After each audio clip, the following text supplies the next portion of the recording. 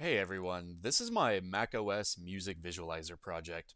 I wanted to make loudness and dynamics into something you can literally walk around in 3D, showing trends in music and individual songs throughout the years.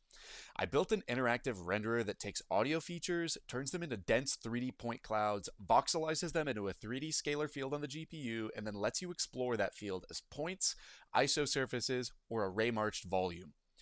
A lot of discussion around music production across the decade centers on the loudness war, with average loudness going up and dynamic range often going down as you progress throughout time. But metrics like root mean square or integrated loudness don't really tell you the structure of how loudness evolves over time in a track, how it's distributed across frequency, or how dynamics change across decades. So the goal here was to make these structures visible and explorable. This system has two modes, and we'll start with song mode. In song mode, I treat a single song as a big grid of time frequency bins from an STFT or short-term Fourier transform. The hop size of the STFT is 2048 frames with a Han window of 1024 frames, so each half of each bin is processed twice to reduce spectral clipping. Each STFT bin becomes a 3D point where X is time that's been normalized, Y is log amplitude, and Z is frequency bin. The scalar I'm working with is A weighted loudness normalized from 0 to 1. That becomes the scalar field I extract isosurfaces from later. A weighted loudness is just a weighted calculation of frequency and amplitude to account for the nonlinear way we perceive these different attributes. I also commute I also compute a harmonic percussive ratio, which I map to hue. Color is basically telling the story of what sections of the song are more percussive versus which are more harmonic. Red is more percussive, blue is more harmonic, with white being the middle ground, orange being slightly more percussive, and light blue being slightly more harmonic. So the general shape you're seeing is how loudness energy is distributed through time, frequency, and color tells you something more about the actual sonic texture of the music. Timeline mode shows decades as one continuous point cloud, where instead of showing one song's full time frequency grid, I've downsampled features per song and stitched them all together into a single chronological point cloud. So in this case, I've taken all songs from Billboard's like year-end track list over the last 50 years. So I have every most popular track from the 1970s all the way until the late 2010s. Here, the axes do mean something different. So the X is the global timeline position organized in song order and decade progression. So starting from the beginning of the most popular song in the 1970s all the way to the very end of the song, the most popular song in 2019. Y is still the amplitude of each song, so overall how much energy is contained in each song. And Z is the crest factor, so basically how peaky the music is. Same deal as song mode. Loudness derives scalar and harmonic percussive information as the color. The intent is that you should be able to see decade level shifts in loudness, compression, and texture as geometry. Other forms of rendering as well. So we're going to go back to a point cloud. This thing is extremely dense, so before doing any form of surface or volume, I voxelize this into a 3D grid on the GPU. Song mode uses a resolution of 128 cubed, and timeline mode goes higher, 224 cubed. The timeline axis is longer, so it's scaled up to try to retain detail. Once I have a scalar grid, I can extract an isosurface at an interactive ISO value. The scalars are A weighted loudness at each voxel, again, basically a level weighted for what people can actually perceive, not just the energy of sound. The resulting isosurface shows regions that are at or above the level of loudness defined by the selected ISO value.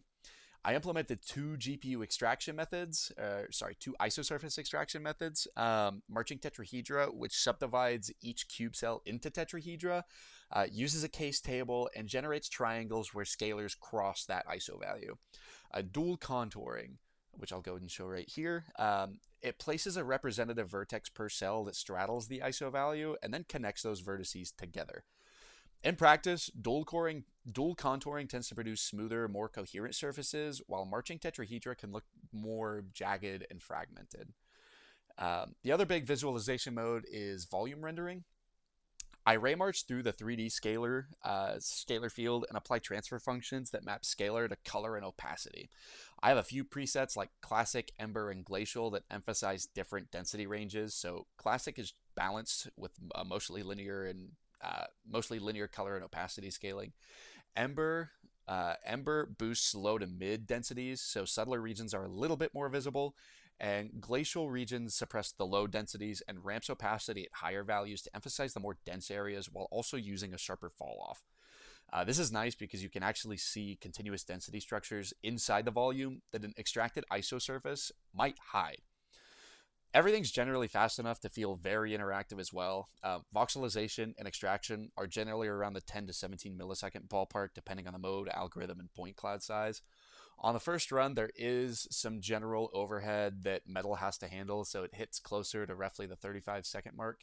But if I go back to Mesh, we're around 20 seconds, and each time I regenerate the Mesh, it's using less and less vertices each time. So right now we're sitting around 5 milliseconds.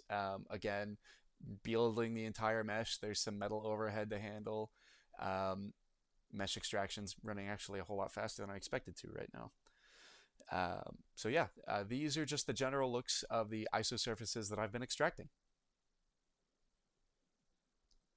So we're going to get into some observations that I've seen as I've looked at different tracks.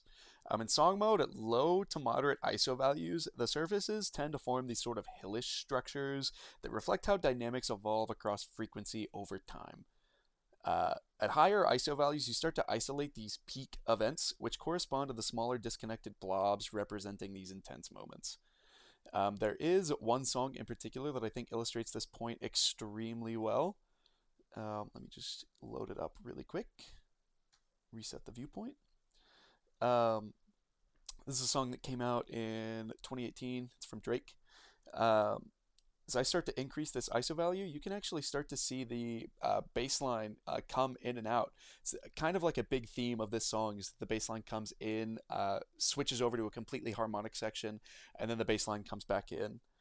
Um, I think this point shows the peakishness of the music extremely well. If we switch over to timeline mode, I'm going to switch over to point mode first. This is where it gets fun for the loudness war angle of things. So we can visibly notice that there is a high shift towards like amplitude focus as you get towards the later decades, with one major exception here, showing that yes, music does just generally get louder as time progresses. We can also look at the crest factor. This narrows within the 2000s and the 2010s, signifying that there is more compression in this era, and that these eras between the 70s and the 90s are more dynamically variant. Overall, there's a noticeable texture shift as well. Between the 70s and the 90s, there's just overall more orange, signifying that there's more percussive elements in these songs rather than the 2000s and the 2010s, where there is still percussive elements, but it's less in these regions. And there's a lot more blues as well, signifying that we've gone towards more of a harmonic era. Taking another look at the song, if we go and pop into volume rendering, we can actually see patterns that weren't so obvious in the ISO surfaces as well, mainly because they were covering some things up. So we're in glacial mode right now. We're really only seeing the most intense parts of the music, and you can still see those most intense parts right here as well. This directly maps over to what we're seeing with the meshes, where these parts right here are still the most intense parts of the music, and we see that here.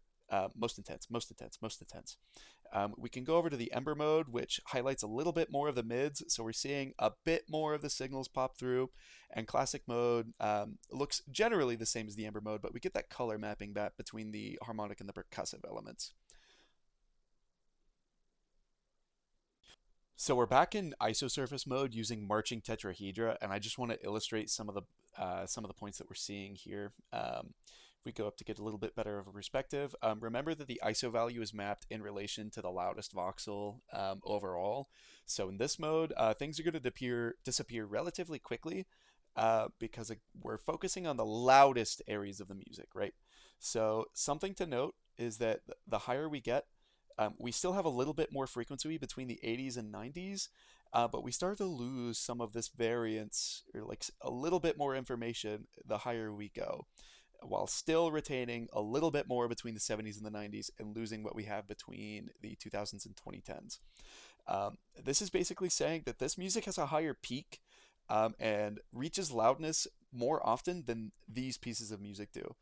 Um, so overall, the music is still loud in relation. Like we still have a lot of loud areas of music, but in the timeline, the 90s is really where we have the most variation in volume and where we get the loudest volumes. That isn't to say that they're the loudest volumes, though. If we go back to points, we still see that we're still hitting a lot of the high amplitudes here, but the songs in the 90s, this is the loudest area right here. So what we're going to see is we're going to see a lot of these regions appear and disappear in relation to this song the most.